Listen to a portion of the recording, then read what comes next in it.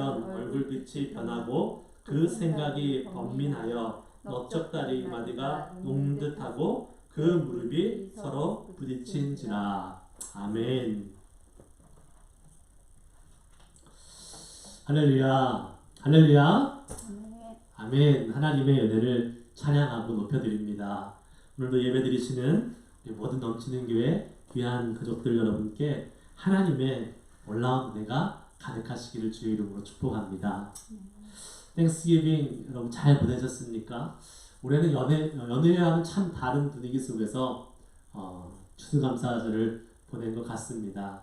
서로 모이지도 못하고 심지어 가족들도 방문하지 말라고 많은 권고가 있을 정도로 코로나와 함께 땡스기빙을 보내는 올해 땡스기빙이 참 낯설게 느껴지기도 하고요.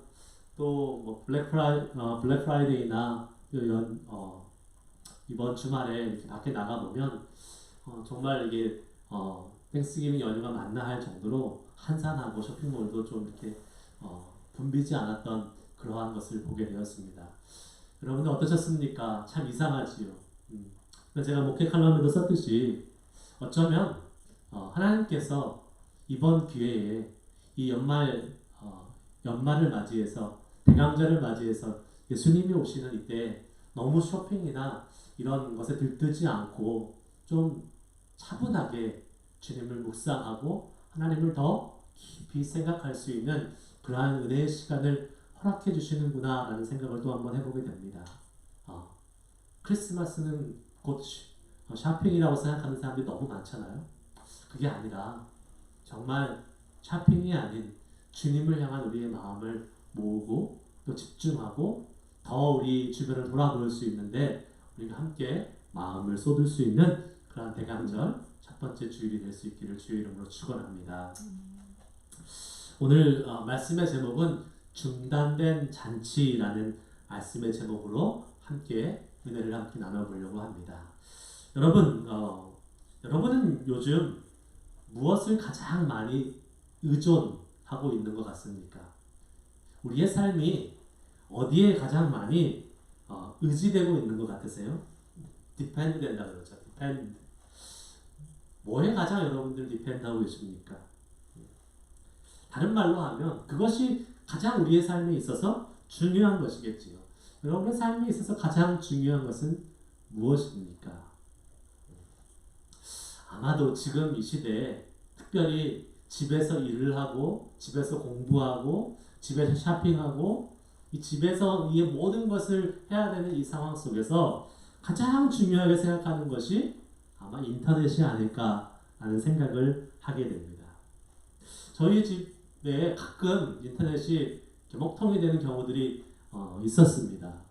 가끔 그런 일이 생기는데 그때마다 느끼는 것이지만 인터넷이 안 되잖아요. 그러면 온 가족의 생활이 마비되는 그리고 막 너무 불편해서 어쩔 줄 모르는 그러한 것을 경험하게 됩니다. 방에서 잘 나오지 않는 저희 아이들도요. 인터넷이 안 되기 시작하면 문 열고 나옵니다. 나와서 아빠가 인터넷이 안 돼요. 그만하려고 나와요. 그리고 저희 아내도 저한테 인터넷이 잘 안 되는데 왜 이렇게 느려요? 막 이렇게 물어봅니다. 마치 제가 인터넷 기술자인 것처럼 저에게 고쳐내라고 하는 그러한 요구로 들립니다. 제가 할 수 있는 게 없어요. 그냥 제가 할 수 있는 것이라고는 유일하게 라우터를 한번 껐다가 켜는 것. 그래도 안 되면 어쩔 수 없는 거예요. 인터넷 회사에서 안 되는 거기 때문에 기다리는 수밖에 없는 것이요. 여러분, 이렇게 인터넷이 안 될 때 우리의 삶은 많은 영향을 받습니다.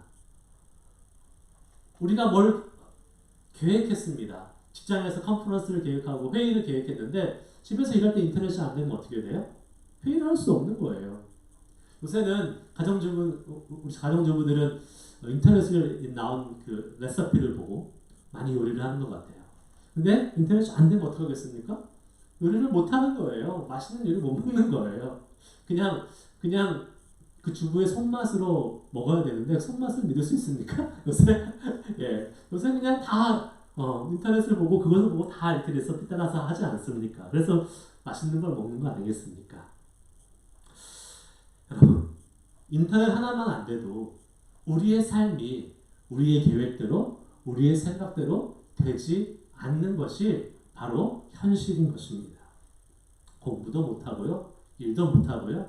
맛있는 음식도 만들어 먹을 수 없는 것이 바로 우리 현실이에요.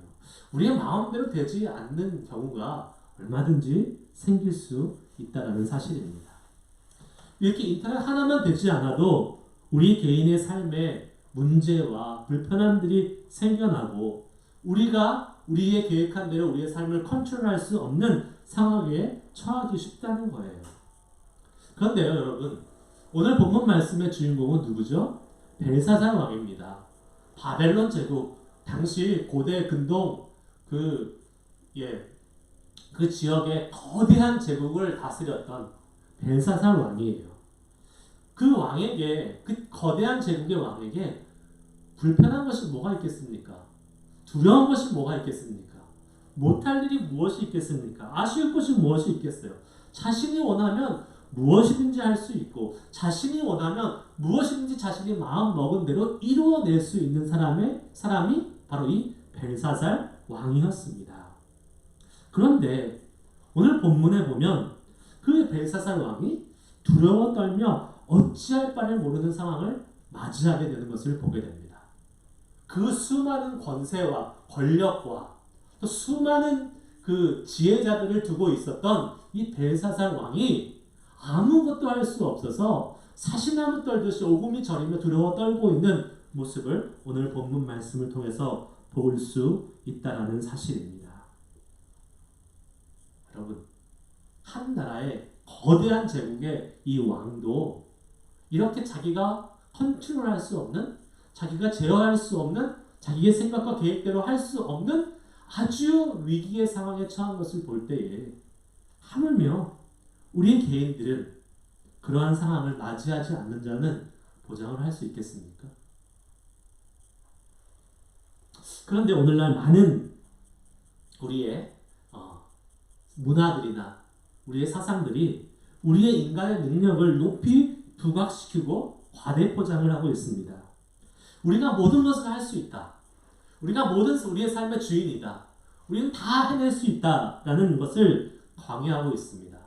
그래서 유명한 그 홈디포인가요? 홈디포의 그 카피 그 광고 문구가 You can do it, we can help you. You can do it, we can help you. 너는 다 할 수 있어. 우리가 도와줄 테니까 다 해라. 그런데 여러분, 제가 홈디포에 가봤거든요. 다 못해요. 네? 집에 문제가 있어서 뭔가 부품을 사고 고치기 위해서 갔는데 자신들이 도와줘서 다 할 것처럼 얘기하지만 모르는 게 많더라고요. 그 사람들이. 결국은 부품도 못 찾고 못하는 일이 얼마나 많은지 모릅니다. 그런데 마치 우리는 모든 것을 다 할 수 있는 것처럼 이 세상에 그러한 거짓에 속고 있습니다. 우리 인생을 살다 보면 우리의 힘으로 도저히 해결할 수 없는 난관에 부칠 때가 종종 있습니다. 가장 대표적인 경우가 건강이 아닐까 싶어요. 우리는 건강을 나름대로 열심히 잘 관리한다고 해서 운동도 하고 좋은 약도 먹고 하지 않습니까? 그런데 병이라는 것은 우리도 모르는 사이에 그냥 갑자기 찾아오는 것입니다. 어떤 분은 제가 예전에 어떤 간증을 들었는데요. 건강을 정말 소중히 여겨서 6개월에 한 번씩 종합검진을 받는 분이 계셨어요. 6개월. 종합검진 그렇게 자주 받는 게 아니잖아요. 그런데 그 6개월 사이에 암이 찾아와서 암에 걸리신 분도 본 적이 있습니다. 갑자기 손쓸 수 없는 질병 앞에서 아무것도 할 수 없을 때 얼마나 당황스럽고 황망하고 난감하기가 그지 없겠습니까? 때로는 사회적 문제 앞에서 갑자기 아무것도 할 수 없는, 내 힘으로 아무것도 할 수 없는 상황이 발생하기도 합니다. 우리가 살고 있는 지금 이 시대가 그렇죠. 코로나, 우리는 예상도 하지 못했습니다. 작은 바이러스 하나 앞에 온 사회가, 온 세계가 완전히 다른 국면으로 지금 치닫고 있고 그러한 상황 속에 우리는 살아가고 우리의 힘으로 아무것도 할 수 없는 그러한 상황 속에 놓여 있지 않습니까? 본의 아니게 자영업자들은 가게를 문을 닫아야 되고 직장을 잊어버리게 되는 그러한 경우들 앞에서 내가 어쩔 수 없는 상황을 맞이하는 상황.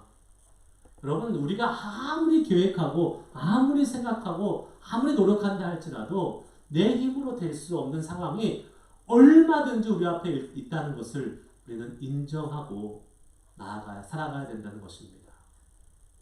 여러분, 우리가 계획한 대로 평생 살아갈 것 같지만 그렇지 않습니다. 인생이라는 것이 언제든지 예기치 못한, 우리가 제어하지 못하고 컨트롤하지 못하는 상황이 다가올 수 있다는 사실을 우리는 기억해야 할 것입니다. 오늘 말씀의 주인공 벨사살 왕, 그가 바벨론 제국의 마지막 왕으로 알려져 있습니다. 그런데요, 오늘 본문 말씀을 읽었듯이 지금 이 벨사살 왕이 1000명을 위한 잔치를 베풀었다라고 이야기하고 있어요. 시시하게 몇십 명 모으는 게 아닙니다. 귀족들 1000명. 여러분 생각해 보세요. 1000명이 모인 그러한 큰 그룹을 생각해 보십시오. 얼마나 성대했겠습니까? 얼마나 시끌벅적했겠습니까? 음식이나 술이나 이런 것들이 얼마나 많이 동원되어야 됐겠습니까? 그런데요, 여러분, 이 지금 잔치를 베풀었던 이 상황이 사실은 잔치를 베풀 상황이 아니었습니다. 바벨론의 마지막 왕이었고, 사실 오늘 본문 말씀에 의하면 그날 밤에 이 벨사살 왕이 죽습니다. 예, 결국은 적군들이 쳐들어와서 바벨론이 망하게 되는 날이었습니다. 페르시아라는 바사라는 성경에는 기록되어 있는데, 페르시아 제국이 이제 세워지는 단계, 이 바벨론을 쳐들어와서 지금 바벨론 궁을 둘러싸고 있는 상황 속에서 이 벨사살 왕은 생각 없이 오히려 자신의 그런 두려움을 감추기 위해서 잔치를 베풀고 있었던 것이지요. 왜 잔치를 베풀었을까라는 것은 여러 가지 추측해 볼 수 있지만, 아마 이 사람이 너무나 교만했거나 아니면 너무나 두려워서 그것을 감추기 위해서, 민심이 동요되는 것을 감추기 위해서, 막기 위해서 잔치를 베푸는 것이 아닌가 하는 추측을 해볼 수 있습니다. 그런데요, 이렇게 이러한 적국이 쳐들어와서 바벨론 궁을 이렇게 에워싸고 포위하고 있는 상황에서 잔치를 베푸는 이 말도 안 되는 이 이상한 상황, 이것도 문제가 되지만 사실 이 잔치의 진짜의 문제는 영적인 부분에 있었습니다. 그리고 하나님은 그것을 3절과 4절 말씀에 이렇게 기록하고 있는 것을 보게 됩니다. 오늘 본문 말씀 3절과 4절을 한번 보도록 하겠습니다.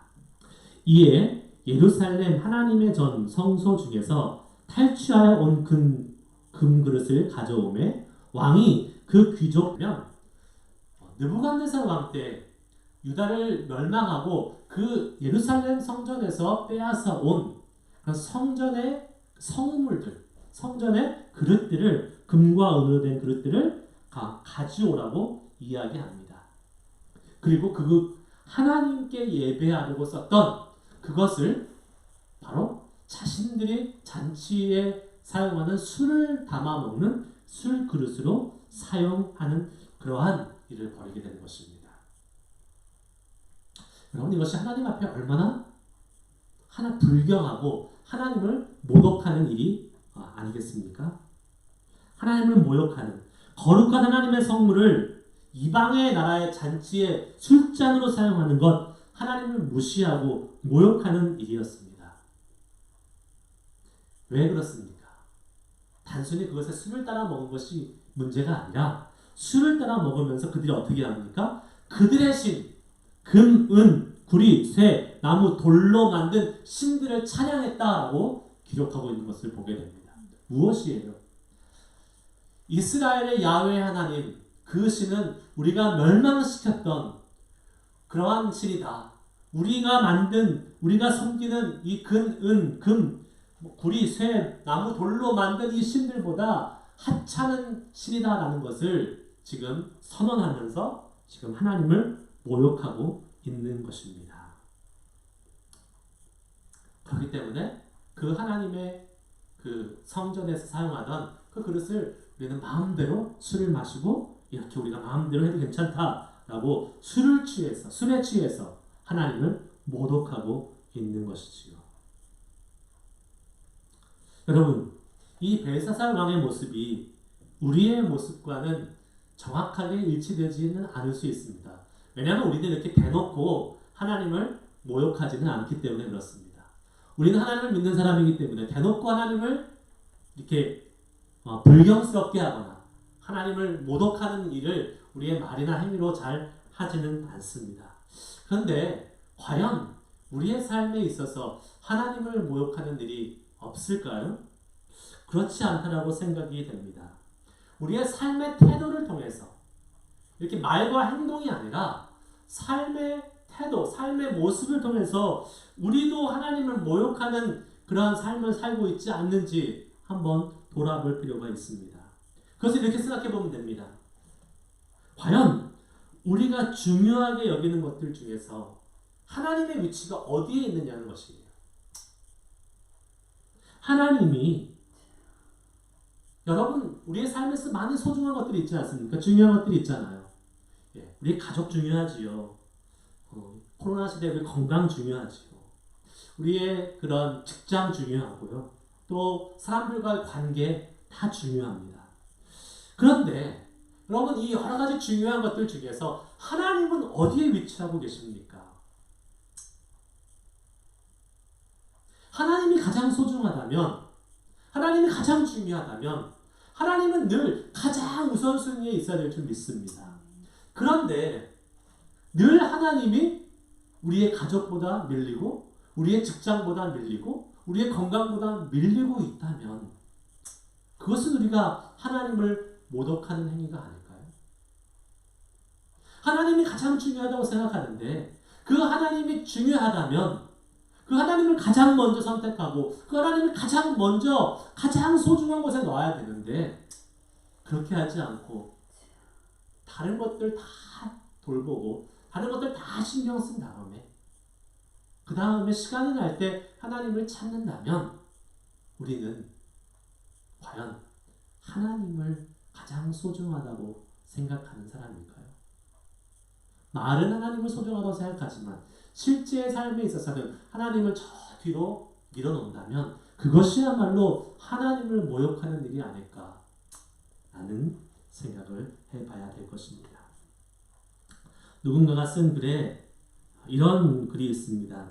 하나님은 3등입니다 라는 글이 있어요. 제가 한번 읽어드릴게요. 좀 깁니다. 잘 한번 들어보십시오.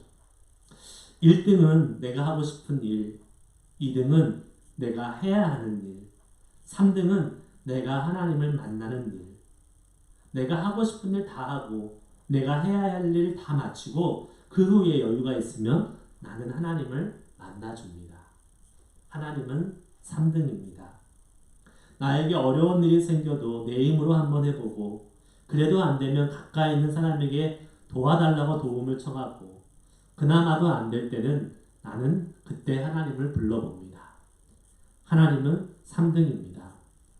세상에서 내게 가장 가까이 있는 것은 나 자신이고 그 다음에는 내 마음을 알아주는 사람이고 그 다음에야 저 멀리 하늘에 계신 하나님입니다.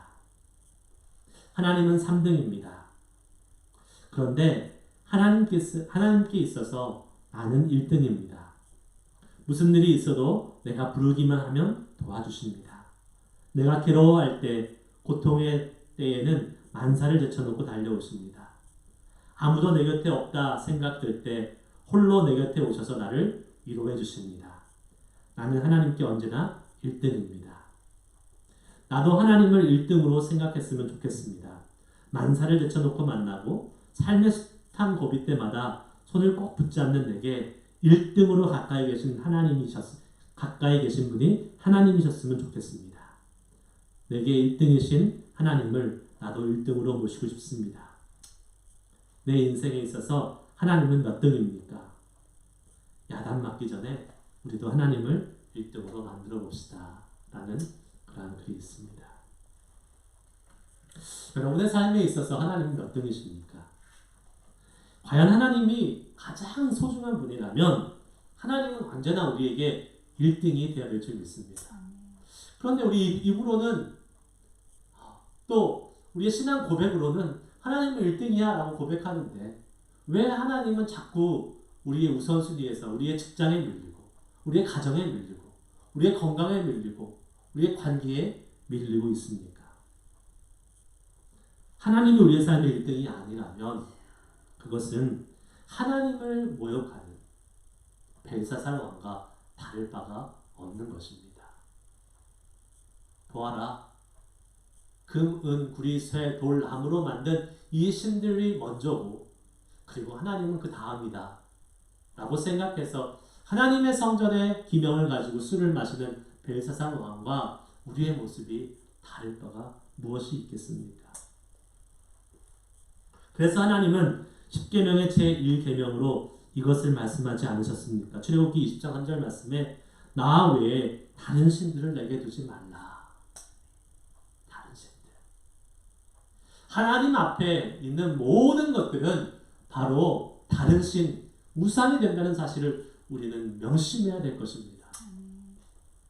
신약에서는 예수님이 이렇게 말씀하셨어요. 그런즉 너희는 먼저 그의 나라와 그 의를 구하라. 그리하면 이 모든 것을 너희에게 더하시리라. 여러분, 우리에게 언제나 가장 1등, 가장 우선순위는 하나님이 되어야 될 줄 믿습니다. 어떤 교수님이 수업을 시작하면서 투명한 항아리를 가지고 왔어요. 학생들에게 이 한 가지 이제 데몬스트레이션을 하게 됩니다.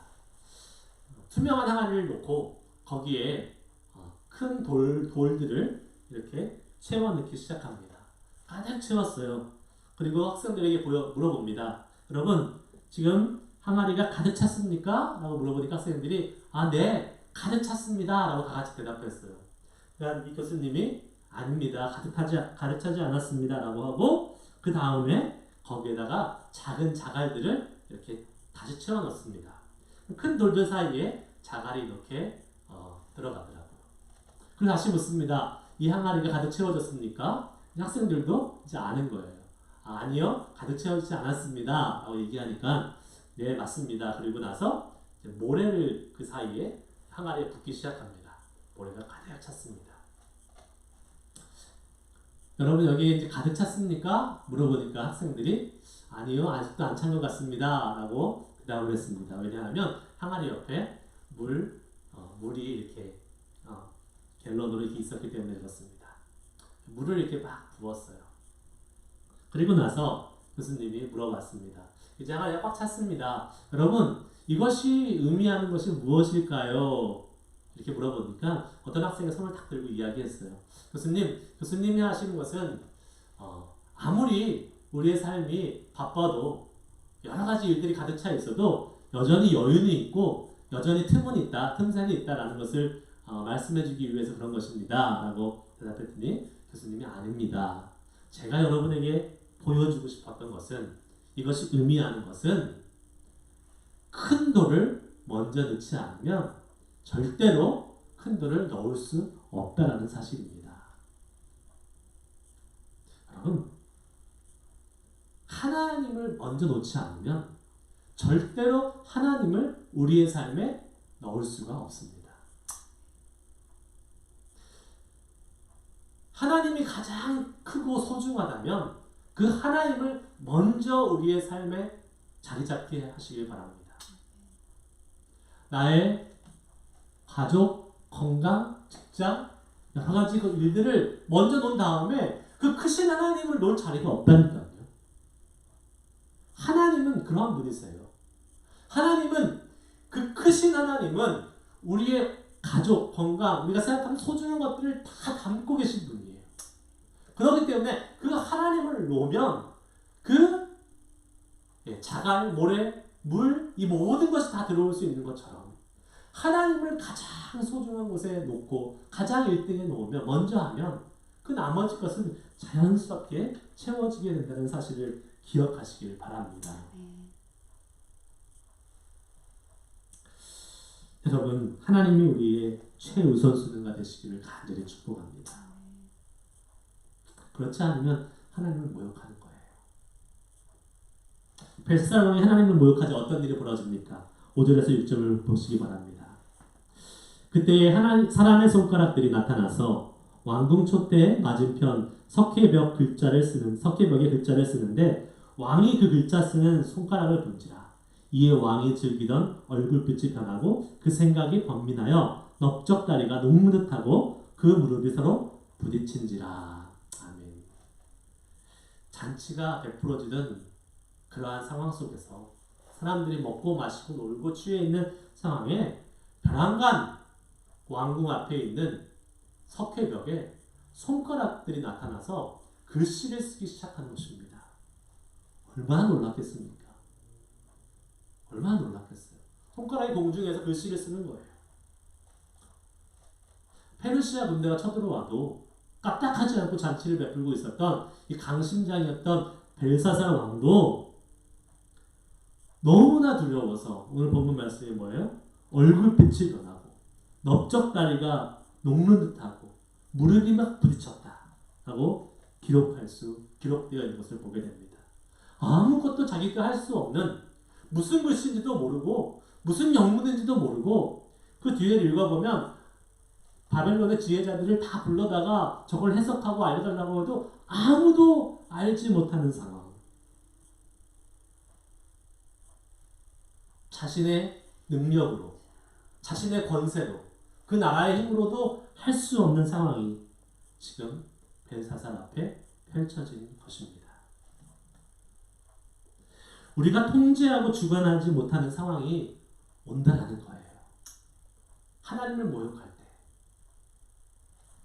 우리가 모든 것을 다 계획하고 우리의 인간의 힘으로 살 수 있을 것 같지만 그러한 상황이 오면 하나님을 모욕하는 사람들은 정신을 못 차리게 됩니다. 정신이 없어요. 어떻게 해야 될지 몰라요. 하나님을 모욕했기 때문에, 하나님을 가장 우선순위에 놓지 않고 있었기 때문에 여전히 자기의 힘으로, 인간적인 힘으로 하나님은 저 뒤로 밀어놓고 자기의 힘으로 해결해 보려고 하다가 정신을 못 차리는 그러한 상황에 패닉 상태에 빠지고 마는 것입니다. 사람으로서는 불가능한 순간, 그 순간에 필요한 것이 무엇입니까? 바로 하나님의 능력입니다. 하나님의 능력입니다. 결국은 이 이야기의 결말이 어떻게 됩니까? 오늘 읽지는 않았지만 계속 성경을 읽어가다 보면 다니엘이라는 사람이 나타나서 그것을 해석하고 그것을 해결하는 것을 보게 됩니다. 하나님의 사람 다니엘이 결국은 하나님께서만이 해결하실 수 있는 문제가 우리의 삶 앞에 펼쳐질 때가 있다는 거예요. 나의 지식과 나의 계획과 나의 생각으로 해결할 수 없는 일 앞에 하나님의 능력으로 해결할 수 있는 일들이 있다는 겁니다. 그것을 우리가 인정해야 돼요. 누가복음 18장 27절에 이런 말씀 있잖아요. 이르시되 무릇 사람이 할 수 없는 것을 하나님은 하실 수 있느니라. 아멘. 우리가 이것을 인정해야 됩니다. 우리가 할 수 없는 것이 분명히 있습니다. 우리가 계획을 세우고 우리가 또 추진하고 열심히 노력하면 다 될 것 같지만 사실 우리의 통제, 우리의 그 능력을 넘어가는 일들이 얼마나 많이 벌어지고 있습니까? 그때 여러분 어떻게 하시겠습니까? 하나님을 인정하고 하나님을 가장 우선순위에 놓고 산 사람은 그러한 환경에도 하나님이 모든 것을 다스리시는 것을 경험하게 될 줄 믿습니다. 하지만 하나님을 우선순위에 놓지 않고 있을 때에 이러한 일이 벌어진다면 이 벨사살 왕처럼 너무나 황당하고 너무나 두렵고 어쩔 줄 모르는 그러한 위기에 빠질 수밖에 없다는 사실을 기억하시길 바랍니다. 오늘 말씀을 마칩니다. 오늘 잔치를 베풀던 벨사살 왕, 이 잔치는 중단되었습니다. 하나님을 모욕하던 잔치였습니다. 하나님을 우선순위에 놓지 못했던 잔치였습니다. 그때에 황당하고 두려운 일이 벌어졌습니다. 하나님을 멸시하고 모욕했던 벨사살 왕이 두려운 가운데 다리가 떨리고 당황하고 황망한 이러한 상황 속에서 결국은 우리는 우리의 힘으로 할 수 있는 일이 없다라는 사실을 고백하게 된 것입니다. 하나님이 다스리시고 하나님의 주권이 있고 결국 그날 밤 벨사살 왕은 페르시아 군대에 의해서 죽임을 당하게 됩니다. 모든 주권이 하나님께 있음을 인정해야 되는 우리의 삶이 되어야 될 것입니다. 한 나라의 온 세계를 다스렸던 바벨론의 왕도 하나님이 나타나셔서 글씨를 쓰시고 경고하시고 그 자리에서 죽게 만드시는 그러한 하나님, 그 하나님이 우리의 삶의 주관자이십니다. 우리의 삶을 다스리십니다. 그것을 인정하고 하나님 앞에 우리의 삶의 가장 우선순위를 내어드릴 수 있기를 축복합니다. 그래서 우리의 힘으로 감당할 수 없는 일들이 나타났을 때에 우리의 삶의 가장 앞에 계신 하나님께서 그 일들을 주관하시고 그 일들을 해결하시고 감당하여 주심으로 말미암아 우리는 그 길을 쫓아가면서 평안과 용기와 위로를 얻으며